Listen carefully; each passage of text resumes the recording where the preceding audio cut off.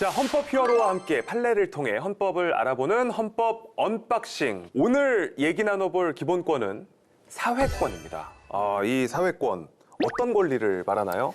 사회권은 인간다운 생활을 할 권리가 있다라고 이제 헌법에 이렇게 규정이 되어 있거든요. 이런 걸 통해서 뭔가 내가 적극적으로 국가에 대해서 요구할 수 있는 권리, 자유권보다는 조금 더 적극적인 개념이라고 생각하시면 됩니다. 그렇군요. 자유권이랑 사회권을 좀 구분하는 게 쉽지 않은 것 같아요. 그러니까 자유권, 사회권 모두 이제 없어서는 안 될 핵심적인 기본권인 건 맞지만 네. 자유권은 어떻게 보면 국가의 개입을 조금 싫어하는 그런 거예요. 그러니까 국가의 개입에 대해서 내가 소극적으로 저항할 수 있는 권리라고. 내 자유를 국가가 그렇죠. 침해했을 네. 때. 개입하는 거 금지 또는 좀 어떻게 보면 소극적인 거죠. 국가의 개입 정도만 내가 싫어하고 개입을 차단할 권리 정도가 있는 거라면 사회권 같은 경우는 여기보다 한 발 더 나아가서 내가 적극적으로 뭔가를 국가에게 요구할 수 있는 요구적이고 적극적이고 어떻게 보면 조금 더 절차적인 권리라고 볼 수 있습니다. 그러면 구체적으로 사회권에 속하는 권리는 어떤 게 있을까요? 대표적인 게 헌법 34조에 규정되어 있는 인간다운 생활을 할 권리가 있는데요. 사회권은 헌법에서 31조부터 36조까지 주로 규정이 되어 있는데 뭐 교육받을 권리도 있고요. 그리고 근로할 수 있는 권리 이런 것도 있고 또 사회 보장권 이런 것도 있고 환경권도 대표적인 사회권으로 분류가 됩니다. 그렇군요. 이 인간다운 생활을 위해 국가가 뭔가를 해야 한다라고 한다면 이게 좀 기준이 살짝 좀 애매해 보이기도 하거든요. 맞아요. 네. 그래서 어디까지 해줘야 되는 건가요? 일단은 이 사회권이라는 거는 법률에 의해서 좀 구체적으로 절차적으로 권리가 형성이 되거든요. 네. 그래서 일단은 입법자에게 어느 정도의 어떤 재량은 있다라고 봅니다. 그렇지만 이게 만약에 어떤 법률이 제정이 되었고 또 제정이 안 될 수도 있잖아요. 네. 이런 것들이 너무 인간다운 생활할 권리에 비추어 봤을 때 부족한가. 그래서 위헌인가 여부를 판단할 때는 다양한 판단 기준을 가지고 헌법재판소가 판단을 하는데요. 그 중에 이제 대표적인 게 뭐 자의금지의 원칙, 뭐 비례의 원칙 이런 것들이 있고요. 다만 헌법이 조금 더 강하게 평등을 요구하고 있는 그런 것들이 있어요. 그런 평등에 대한 심사를 할 때에는 조금 더 엄격한 어떤 비례의 원칙을 적용해서 판단을 하고 있습니다. 판단 기준은 이 정도가 과연 인간다운 생활할 권리에 비추어 봤을 때 합당한가, 충분한가 이런 걸 기준으로 판단한다고 생각하시면 됩니다. 그렇군요. 뭐 우리 헌법 히어로 모시기 전에 속성으로 또 이렇게 또 사회권을 알려주시니까 이해가 되셨나요? 완전히는 아닌데. 조금. 네, 이렇게 또 먼저 이렇게 또 하고 헌법 히어로를 만나는 것도 느낌이 다르잖아요. 네. 자, 이 사회권이 우리 생활 속에서 어떻게 작동하는지 판례를 통해서 함께 알아볼 텐데요. 어떤 분인지 직접 만나보시죠.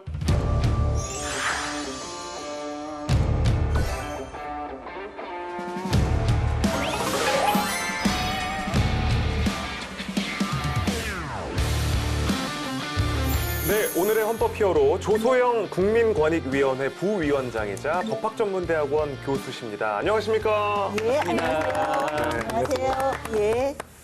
자, 그 미소가 너무 아름다우시네요. 국민권익위원회 부위원장이시고 국민권익위원회 저희가 들어본 적은 많이 있는데 정확히 무슨 일을 하는 기관인지 또 이렇게 알지는 못하기도 하는 것 같아요. 혹시 좀 들어보셨다니까 불안한 게 많은 분들이 네. 국가인권위원회하고 저희 국민권익위원회 굉장히 헷갈려 하세요. 저희가 만약에 국가권익위원회라면 국가의 권익을 위할 일은 없거든요. 네. 저희는 국민권익위원회입니다. 사실은 이게 2008년도에 이게 만들어진 조직인데요. 그 이전에 국가청년위원회, 그리고 국무총리 행정심판위원회, 그리고 고충처리위원회가 있었어요. 네. 요거 세 개를 합쳐서 국민들의 권익을 총체적으로 한 곳에서 원스톱으로 보호를 한번 해보자라는 취지로 설치된 기구입니다. 우리 편이네요, 우리 편. 네. 국가편 아닙니다. 네. 일단은 그 국민의 억울함을 해결해주는 곳으로 이해를 하면 될 것 같다는 생각이 드는데요. 그럼 어떤 경우에 우리가 국민권익위원회를 찾으면 되는 건가요? 일단 상대방은 행정청입니다. 행정청으로 인해서 화가 나시는 경우들이 있으실 거예요. 뭐 위법하고 부당한 처분이 떨어졌어요. 이거 어떻게 다퉈보지? 라고 할 때 소송 생각하지 마시고요. 행정심판위원회로 오시면 됩니다. 그리고 또 살다 보면 이게 공무원의 이런 어떤 행동 행동들이 날 불편하게 하고 부담스러운데 그럼 구축민원을 제기해 주시면 되고요. 아 이거는 우리 사회의 어떤 부패인데 채용 비리인데라고 할 때는 저희 청년국에 얘기를 해주시면 됩니다. 올해 1월에 대통령께서 특별히 관심을 가지셔서요. 다양한 이해관계인들이 연루되어 있는 집단 갈등국 이거를 새로 만들었습니다. 그래서 이제 다양한 어떤 집단적인 민원들을 신속하게 처리하기 위한 그런 역할들을 하고 있습니다. 네. 우리 부위원장님 얘기를 들으니까 좀 든든하게 느껴져요. 네, 지금 당장 찾아가고 전화해야 될 싶죠. 것 같은. 맞아요. 찾아가고 싶죠. 언제든지. 23년도에 공법학회장을 하셨어요. 네, 네. 이 공법학회가 이제 창립된 이래 최초의 여성 회장님이시고 네, 네, 네. 축하드립니다. 아유 감사합니다. 이미 과거여가지고. 어떻게 근데 공법학회장이 되신 거예요? 그 한국공법학회는요. 네. 1957년도에 아마 들어보셨을 거예요. 유진호 박사님이라고. 네. 유진호 박사님 재헌헌법 기초자시거든요. 유진호 박사님이 만드신 공법학 학술단체입니다. 그래서 한 1,200명 정도의 개인 회원 그리고 60개 정도의 기관 회원이 있는 우리 대한민국에서 가장 대표적인 공법학 단체예요. 선거도 합니다. 근데 이제 단독 후보가 되면 회원들의 신임에 의해서 회장으로 선출이 돼요. 사실 제가 2023년도 그 당시에 66년 만에 최초로 여성으로서 이야. 회장이 된 거예요. 근데 사실은 그게 제가 잘나거나 유능해서가 아니고요. 저희 앞에 계셨던 여자 선배님들께는 그만큼 기회가 적었던 거죠. 그런데 이제 지금 보시면 사회 곳곳에 여성 인재들이 많으시잖아요. 약간 그런 대표성을 인정받았던 저 개인적으로는 정말 의미 있는 기간이었습니다. 이렇게 말씀은 하시지만 또 유능하기도 하셔서 당연하죠. 그렇겠죠. 그게 기본입니다. 또 확인은 해야 되니까요. 네, 1,200명의 대표를 아무나 할 수 있는 건 아니죠. 근데 교수님 보니까 그 온라인상의 표현의 자유와 관련된 그런 좀 논문을 많이 발표하셨던데요. 네네. 안 그래도 최근에 좀 온라인의 악성 댓글 문제가 심각한데 그렇죠. 그래도 뭐 사회적 문제도 끊이지 않고 있습니다. 그렇죠. 그래서 인터넷 실명제 얘기가 뭐 과거부터 계속 좀 나왔었어요. 네네. 그래서 좀 이 부분에 대해서 찬반이 좀 있는데 네. 교수님 좀 어떻게 보시는지 궁금하네요. 사실은 인터넷 매체와 지금의 사회는 떼놓을 수가 없잖아요. 그럼요. 그런데 처음에 인터넷 매체가 저희 사회에 등장을 했을 때는 정말 떠들썩하고 정말 솔직할 수 있고 정말 개방적인 그런 어떤 공론장일 거야 라고 했는데 이게 이제 익명적으로 얘기를 할 수 있다는 커다란 장점 때문이었거든요. 그런데 이게 예전에 그런 얘기가 있었어요. 투명 인간은 통치자를 두려워하지 않는다. 그 얘기 뭐냐면 용기를 낼 수도 있다는 얘기일 수도 있고요. 또 하나는 몰래 할 수 있다는 얘기거든요. 그런 어떤 장단점이 다 있는 공간이 된 거예요. 이런 인터넷 매체를 이용할 때 본인 밝혀. 라고 했던 법률이 대표적으로 정보통신망법이 있었고 네. 공직선거법이 있었어요. 그런데 정보통신망법에서는 인터넷을 사용할 때는 일반적으로 다 실명으로 해라라고 했던 것이었는데 그게 2012년도에 헌법재판소에서 위헌 결정을 받았어요. 그때 가장 큰 논지가 익명적으로 얘기할 수 있는 권리가 있어야 되잖아. 사실 조선시대도 생각해 보시면 새벽에 방 붙이고 가잖아. 네. 그런 식으로 익명적으로 얘기할 수 있는 자유는 예전부터 있어왔던 건데 그거를 왜 막았을까라고 해서 위헌 결정을 받았고 그리고 남아 있었던 게 공직선거법이었어요. 그래서 선거운동 기간 중에만 제한적으로 인터넷 홈페이지 게시판에 정당이나 후보에 대한 지지 의사를 밝히는 건 실명으로 해. 이랬는데 이것도 21년도에 위헌 결정을 받았습니다. 그래서 현재로서는 이제 실명제와 관련된 규정은 없는데 그렇다 보니까 여전히 지금 말씀해 주신 대로 익명 표현이 최고야. 피해자가 이렇게 많은데 라는 것 때문에 계속적으로 논의가 있죠. 질문이 있습니다. 질문이 우리 세미는 질문이 있을 때 들려. 네. 예, 뭐 댓글로 인해 2차, 3차 가해가 심해지는 경우가 있잖아요. 그렇죠. 그러면은 이제 아무리 표현의 자유라고 하지만 그래도 내가 한 말에 내가 책임을 져야 되잖아요. 그렇죠. 예, 그러면은 이제 만약에 실명제가 위헌이다. 네네. 그러면 혐오 표현에 대한 그런 규제를 네. 어떻게 해야 하나요? 네. 쌤 선생님이 너무 한국말 어려운 말을 너무 잘하셔. 저보다 잘해요. 아닙니다. 저보다 잘합니다. 이게 아니. 되게 어려운 얘기거든요. 그렇죠. 사실은 혐오 표현에 대해서는 사람들이 다 그것이 갖고 오는 해악성 다 인정합니다. 네. 다 동의해요. 그런데 문제는 그럼 어떻게 규제할래? 어디까지 규제할래? 이러면 다들 이제 복잡하고 힘들어지는 겁니다. 그래서 이게 세계적으로도 입장이 다르고요. 예를 든다면 유럽은 굉장히 엄격하게 규제를 하세요. 그런데 반해서 미국은 늘 얘기하는 수정헌법 1조 때문에 정부는 좀 간섭을 안 할게. 니네가 자율적으로 한번 해봐. 이런 거거든요. 우리나라는 아직까지 입장을 못 정했었어요. 그래서 이거를 자율기구인 우리 키소라고 흔히 하는 한국인터넷자율정책기구입니다. 키소에서 가이드라인을 만들었어요. 2023년도에. 그래서 혐오적 차별 표현들도 이거는 규제하겠다라고 했었는데 이게 다행히 요번에 정보통신망법에 들어왔습니다. 그래서 2026년 7월 7일에 시행 예정인데요. 예전에도 인터넷상에서 불법 정보라고 얘기되어지는 것들을 다루시게 되면 규제를 받았어요. 네. 그런데 그 불법 정보에 저희는 혐오나 차별이 안 들어갔었거든요. 근데 요번 시행 예정이 된 법에 들어갔습니다.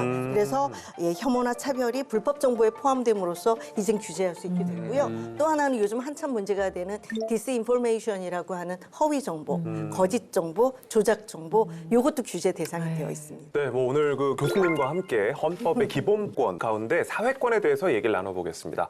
헌법학자로서 사회권이 왜 중요한지 일단은 좀 쉽게 설명을 혹시 해주실 수 있을까요? 어려울 것 같긴 해요. 어려워요. 그래서 제가 사실은 헌법이 많은데 네. 이렇게 어려운데 저를 불러주셨을까라고 생각을 네. 했습니다. 앞서서 이제 여러 가지 얘기들을 하셨던 걸로 제가 알아요. 그런데 기본권은 이렇게 분류 기준이 여러 가지가 있는데요. 일단 국가라는 공동체가 있기 이전부터 있었던 권리, 흔히 말하는 인간의 권리, 그리고 국가 이후에 생겨난 권리, 국민의 권리 이렇게 나누기도 합니다. 그럴 때 국가 이후에 새로 생겨난 권리들이 대부분 사회권들입니다. 왜냐하면 국가가 공동체 구성원들한테 보장해줘야 되는 의무를 가지고 얼마만큼 어떻게 보장할 것인가를 국가와 국민이 같이 고민해야 되는 권리입니다. 근데 이렇게 말씀을 드리면 그럼 언제 정해지는 거야? 이러실 거잖아요. 그래서 그만큼 다변적입니다. 어느 시대인가 또는 어떤 경제적 상황인가 국가가 어느 정도의 재정 능력을 갖추고 있는가에 따라서 보장의 내용이 달라질 수 있는 기본권이기 때문에 요거는 자유권과는 좀 다릅니다. 너무 시원시원하게 정말 또 제가 얘기하는 거랑 다르죠. 너무 이해가 말씀을 가죠. 잘해주시네요. 오늘 좀 사회권에서 제대로 배워갈 것 같다는 생각이 좀 드는데요. 자, 사회권과 관련된 첫 번째 판례입니다. 헌법 31조가 담긴 교육받을 권리, 바로 이거죠.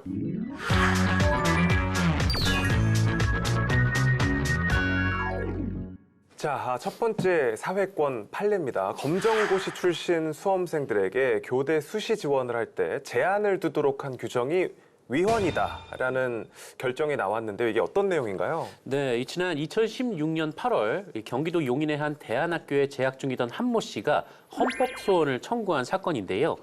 당시 2017년 입시 전형에서 이 서울교대 등 11개 교대가 이 수시 지원 자격을 고등학교 졸업자 또는 예정자로 한정하고 이 지원자들에게 모두 이 고교 학교 생활 기록부를 제출하도록 했습니다. 네. 하지만 한 씨는 대안학교에 다니면서 검정고시를 받기 때문에 생활 기록부가 없는 상황이었는데요.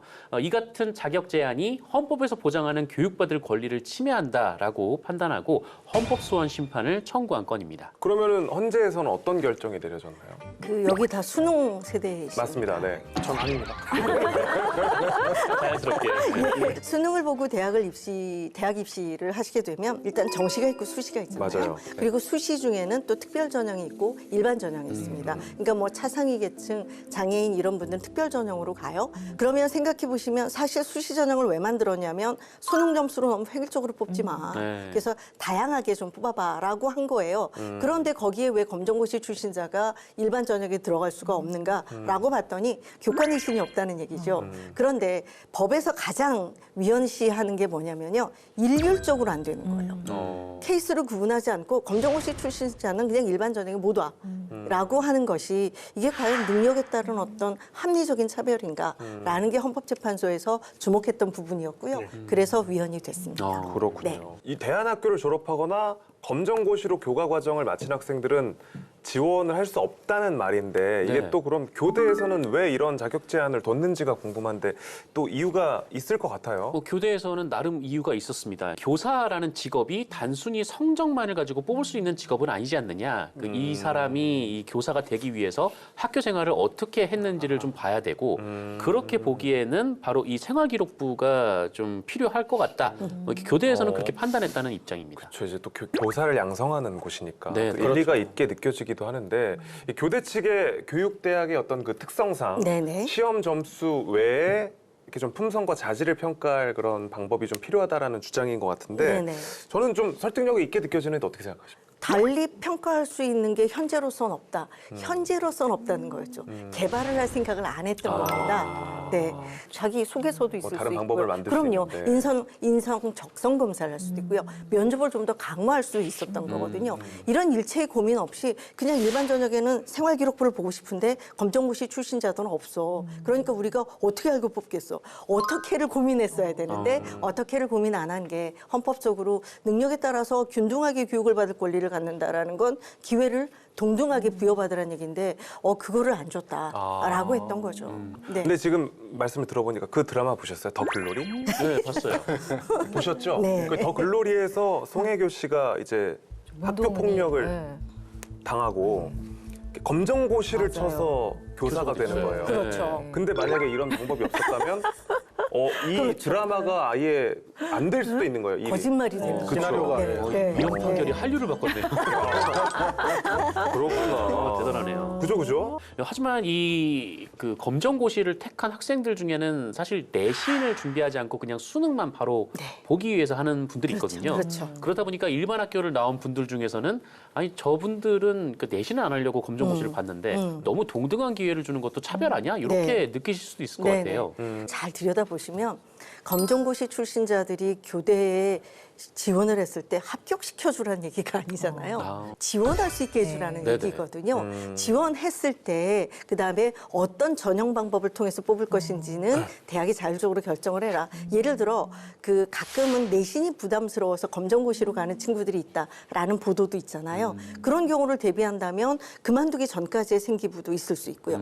그래서 역차별의 얘기는 그분들에게 특별한 통로를 만들어준다면 역차별이 될 수 있는데요. 다 같이 지원은 하되 심사는 별도로 할 수 있는 문제이기 때문에 강화된 심사 기준이 있다면 문제는 없을 것 같습니다. 네, 또 교육받을 권리 관련해서 좀 다른 판단을 내린 사례도 있는데요. 네. 이제 지난해 7월 헌법재판소가 이제 지방 대학이 지역 출신 학생을 일정 비율 이상 선발하도록 한 지방대 육성법 시행령 규정에 대해서 합헌 결정을 예. 내렸어요. 네네. 이번 사건은 한의대 진학을 준비하던 한 수험생이 헌법 소원을 낸 사건인데요. 예. 그러니까 현재는 수도권과 어떤 지역 간의 불균형이 심화되는 상황에서 지역 균형 발전이라는 어떤 공익이 굉장히 그렇죠. 중대하다. 그렇죠. 그리고 네. 이 40%라는 기준이 있었는데 이 비율도 이제 균등하게 교육받을 권리를 침해할 정도는 아니라고 판단을 했습니다.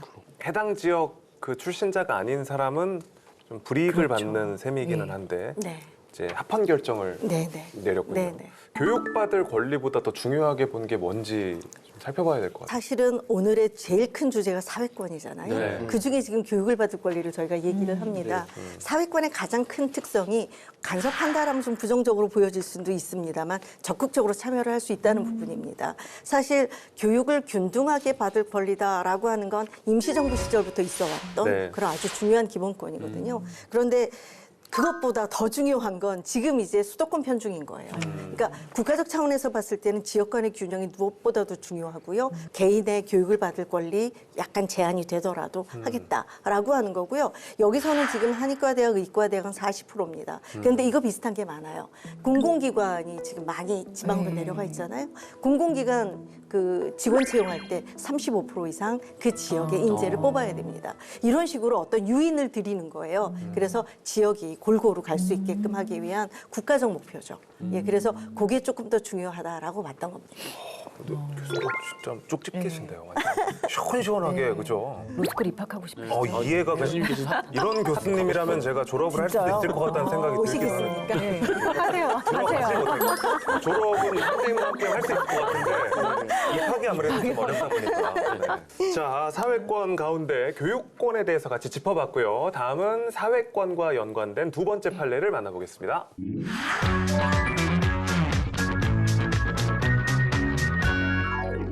장애인 이동권 연대에서 제기한 헌법 소원 사건인데요. 많은 장애인들이 시내버스를 타는데 너무 힘이 들다. 그리고 비장애인들에 비해서 심각한 이동권 차별을 받고 있지만 저상버스 도입 요구를 국가기관이 받아들이지 않는다라고 하면서 이제 보건복지부를 피청구인으로 하는 헌법 소원을 제기했습니다. 이들 단체는 국가가 모든 국민은 인간다운 생활을 할 권리와 또 국가는 사회보장과 사회복지 증진에 노력할 의무를 가진다는 헌법 34조에 반한다라고 주장을 했는데요. 하지만 헌법재판소는 2002년 12월에 각하했습니다. 이 저상버스는 바닥이 낮고 또 출입구에 계단이 없는 버스죠.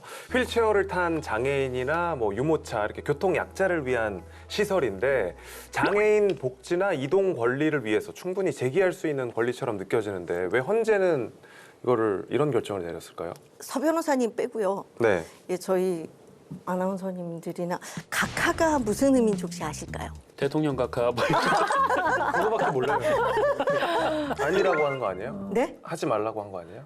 그게요. 네. 제가 뭔가를 요구를 했는데 안 되는 경우가 두 가지가 있습니다. 네. 법적으로. 하나는 각하고 네. 하나는 기각이에요. 예. 각하는 아예 내가 지금 얘기하고 있는 내용이 맞는지 안 맞는지 판단도 안 하는 하겠다. 거예요. 근데 기각은 이유가 없는 거거든요. 근데 이 결정은 각하 결정이었습니다. 그 얘기는 뭐냐면 지금 장애인 이동연대에서 얘기하고 있는 건 장애인들의 편의 보장을 해주는 건 국가의 의무야. 그런데 그 편의를 증진해줘야 되는 여러 가지 방법론들이 있는데 그중에 저상버스 도입을 해줬어야지 국가가 라고 주장하신 거거든요. 그러면 사실은 법적으로는요.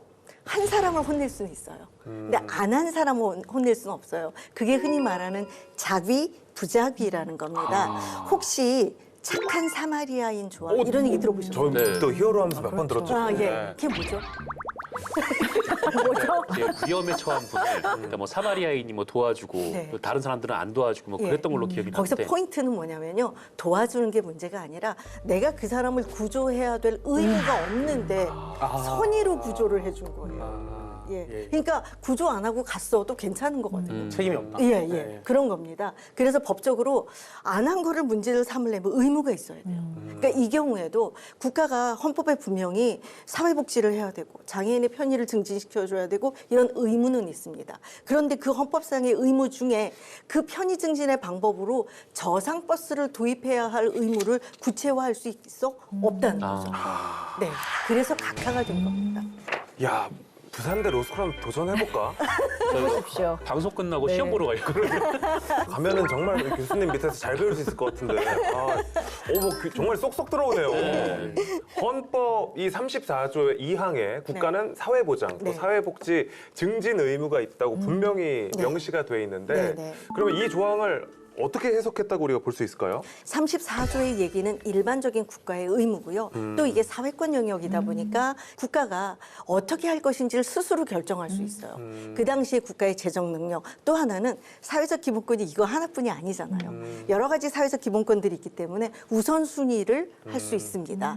그렇게 봤을 때 장애인의 이동 편의를 증진시켜줘야 되는데 그게 저상버스가 아닌 다른 어떤 방편을 마련할 수도 있는 거고요. 또 그 마련하는 시기가 국가 재정 경제 능력상 좀 뒤로 갈 수도 있고요.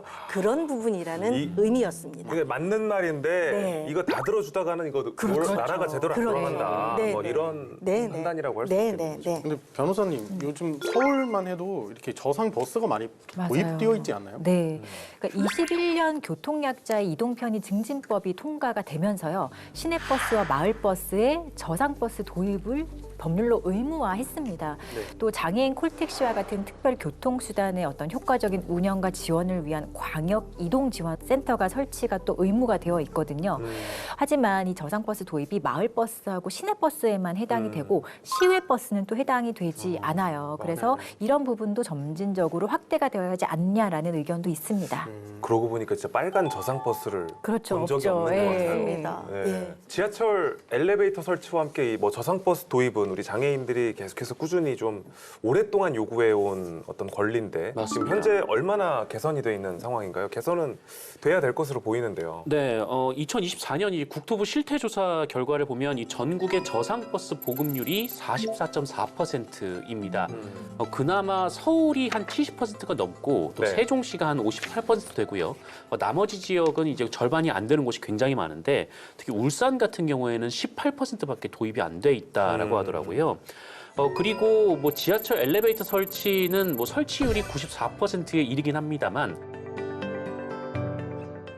그곳까지 또 가서 장애인분들이 환승을 해야 되기 때문에 그 일반 이용자들은 환승 시간이 한 3분 걸린다면 장애인분들은 20분 가까이 소요가 되거든요. 그래서 아직까지 좀 이동권이 완벽하게 보장돼 있는 것 같지는 않다. 좀 이런 평가가 나오고 있습니다. 네. 근데 아까 좀 말씀하셨던 그 각하 결정도 있었지만 그 과거에 좀 그런 일도 있었거든요. 그러니까 2023년에 이 장애인 콜택시에 그 일반 휠체어를 타는 장애인들은 탈 수가 있는데 네네. 좀 누워서 생활을 하시는 분들도 네네. 있잖아요. 네네. 근데 네네. 이분들이 이제 와상 장애인을 위한 이 탑승 설비가 없다라는 이유로 헌재에서 이때는 또 헌법 불합치 결정이 내려졌거든요. 네네. 또 이 사건이랑 그 전의 사건이랑 또 어떻게 다른지 또 궁금하더라고요. 예, 예. 앞의 사례는 아예 없었던 거잖아요. 아예 없었던 것이었기 때문에 그 방법론에 대해서 고민해줘라고 국민들이 지속적으로 요청을 할 수 있는 거였다면 네. 뒤에 이 휠체어와 관련된 장애인 콜택시의 문제는 이미 시작을 했는데 장애인들을 다 고려하지 못한 거죠. 그러니까 하다가 만 것이기 때문에